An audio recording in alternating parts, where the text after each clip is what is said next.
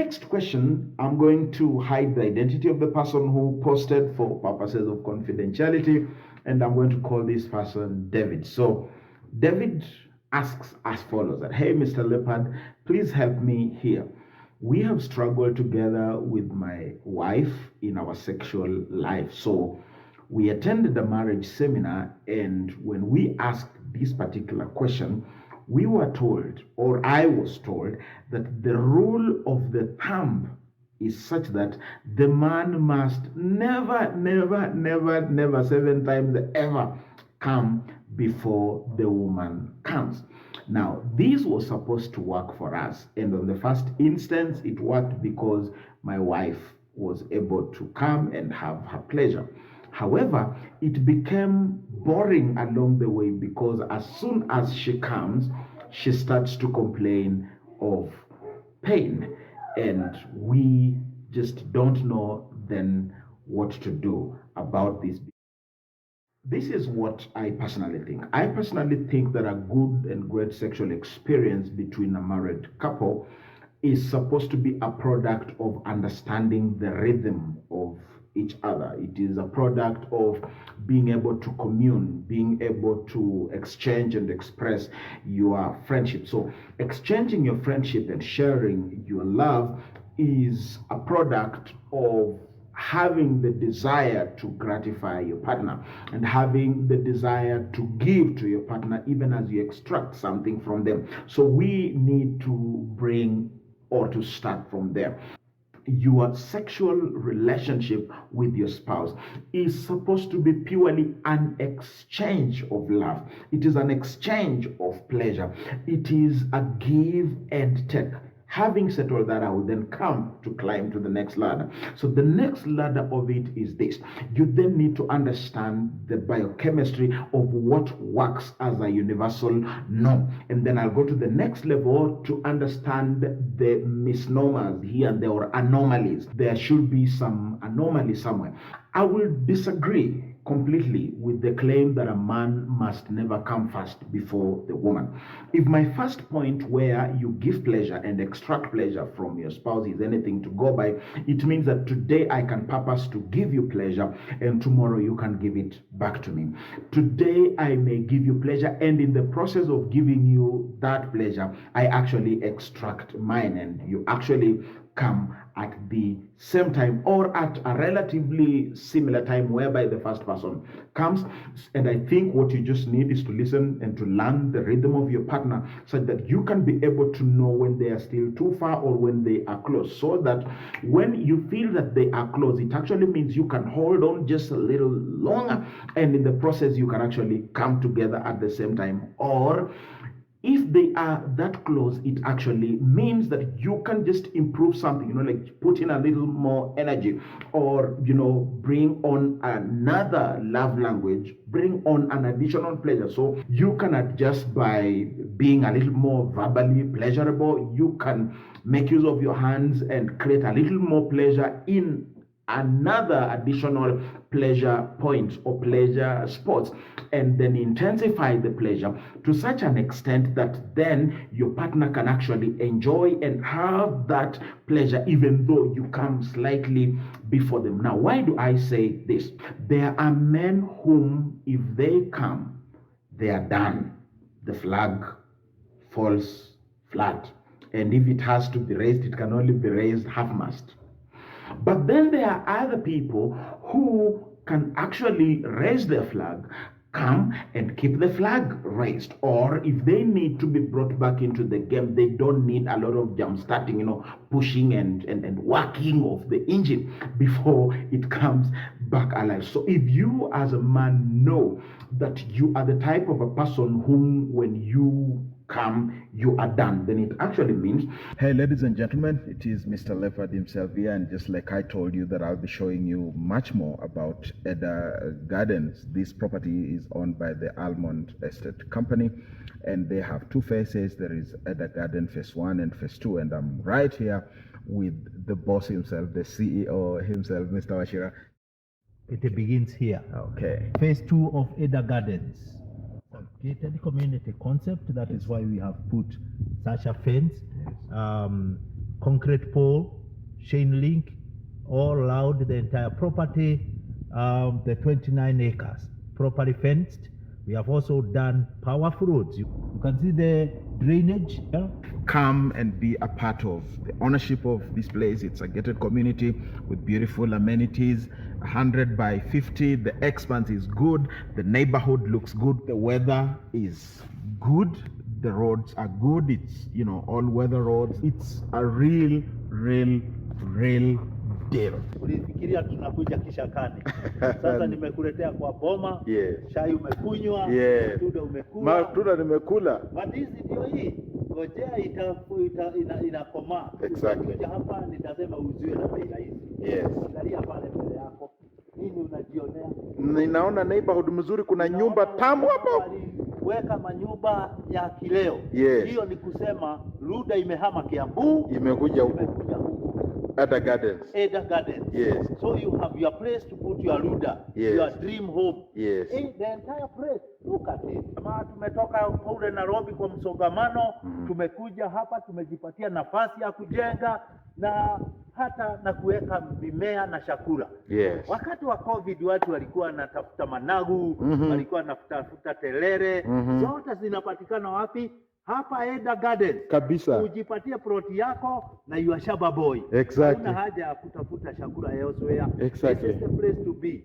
Mbona umesherehe? And so if you as a man know that you are the type of a person whom when you come, you are done, then it actually means you need to put in a good effort, and I'm cautiously using the word a good effort. You need to put in a good effort to try not to come before your spouse if that works for you, because the moment you come, then the game is over.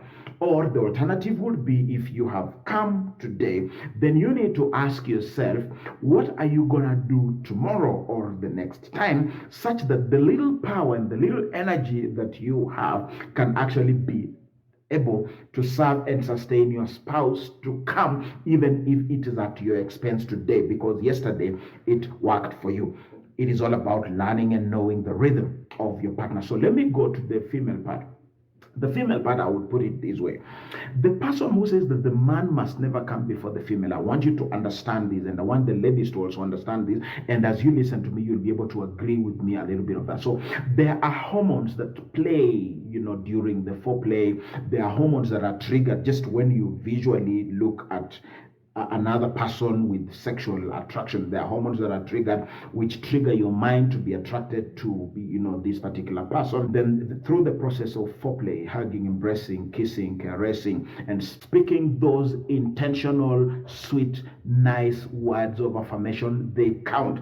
The same way affirmation counts to your child, the same way affirmation counts to, in a formal conversation. It is important for your spouse to hear you tell them that you are attracted to them, that you still value them, that you still cherish them, that you know that the pot bellies are sagging around, but then they have given you 1, 2, 3 children, and so you appreciate and you are comfortable to age together with them. But it is okay to go to the gym and to be a little more fit, but then you are not complaining, you are not beating them down. They should not feel that they are less because they don't look like 16-year-olds. So those are sweet, necessary, serious words of affirmation. It is the reason why God speaks to us hope, speaks to us love, speaks to us peace, and tells us not to fear. Do not fear, do not fear. Words of affirmations are important. So that process of affirmation, caressing, and foreplay, they are part of the package. Now, let me put it to you that when all these things have come into place, then the woman's sexual system is then lubricated, and there is a little more blood that is pumped into that area, making it possible for the woman to receive the man of God. Once the intercourse has begun and taken place and has taken its rhythm at whatever rate, whether inaendeshwa kama gari ya miraa ama inaendeshwa kama trailer ya kwenda Busia, the moment the woman comes, the hormonal triggers have delivered their mandate. They have done what they needed to do. So the looking forward to excitement is over. And that probably explains what my guy has just asked. So the excitement comes to an end the moment that orgasm has been achieved. So what happens is that since that target has been achieved, so the body is not wired to keep giving. The body is not wired to keep craving. It is not wired to keep giving energy and pleasure to your partner, and it is also not wired to keep craving to demand or ask for it from your partner. So that's one thing you need to know. The second thing that you need to know is that the muscles then relax. So if your area was a bit filled with blood and therefore more congested and like what we are calling, what people like to call tight, at this point in time it is no longer tight because the muscles have now relaxed at the point of ejaculation, and I'm talking about the female system. Now the third thing that happens is that once the female has had an orgasm, there is a fluid that is released just the same way a man also releases fluid. So what happens is that the woman has also released fluids, and so they are more slippery, actually extra slippery. So texture is not as soft tough as it were before. Number two, the muscles have relaxed, so it is not as tight as it was before. And thirdly, the body has already shut down such that it is no longer craving to be given by the man, and the system is no longer desiring to give to the man. So what happens, the truth of the matter is that every time a woman comes, the man therefore gets a raw deal going forward. It is the reason why I'm saying you cannot make that to be the rule of the thumb, that there is something that many people do not understand, that it is not just that particular intercourse, but there are many things attached to it: the physical contact, the conversations, the show of interest, and the show of desire to be with that particular person can be so fulfilling that if the actual orgasm does not take place or ejaculation does not take place, this person does not feel offended because they know that they can have it tomorrow.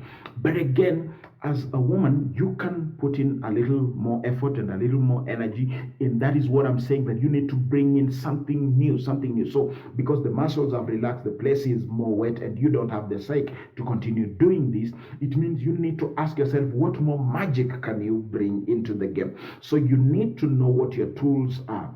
Are you using kissing? Are you using caressing and just letting your hand and doing your fingers do the working? Or is there like, does your man respond to a certain position such that that position works miracles for the fella? So that actually means that after ejaculation, or rather after orgasm has happened for the female, it means if you want to bring a man on board, you need to add a trick into it. You need to add something new that will shift, or that will energize and excite the man's mind and brain to shift from one center of attention of pleasure and create another center of pleasure, and the man will just feel it as if it was fresh. The point here is that the moment the woman has come, then she starts having pain, and I've already said that the system shuts up. So what you need to do are two options, and I've already said that the number one, you could make the choice to just quit it altogether, but quit nicely, like it's a ceasefire, it's a handshake kind of a thing, and just get out of the picture and look forward to tomorrow. But I have already said what the magic is, that ask yourself, what are the knobs that would get her back into the game, and then you use it to bring her back to life. Or what you do, you just quit it for a second, and then excite her afresh. Try something new, try a new position, have a little conversation, cuddle with her, and let her body feel like that is form one gone. We are now going to form two, and then you can start and build that momentum all over again. And at this point in time, you are the center of attention and the center of attraction, and it works. This has been a lengthy explanation, but it is also because the subject is quite something that many people rush and run away from, especially in my circles, the church circles. They don't want to address the real issue. So I thought it's just important that I do this, and I know that somebody's gonna gain from it. So God bless you. And the prices are awesome. Option number one, you're making your payment within a duration of 30 days. Then at Kenya shillings 550.